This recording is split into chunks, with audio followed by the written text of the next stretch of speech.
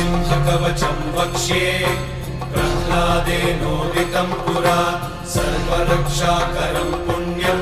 सर्वोपद्रवनाशनं स्वाहा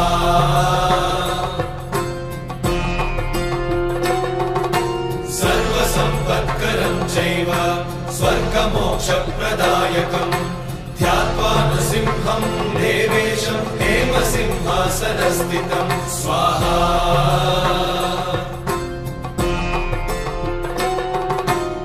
विवृत्तास्यं त्रिनयनं शरदिन्दुसमप्रभं लक्ष्म्यालिङ्गितवामाङ्गं विभूतिनिरुपाश्रितं स्वाहा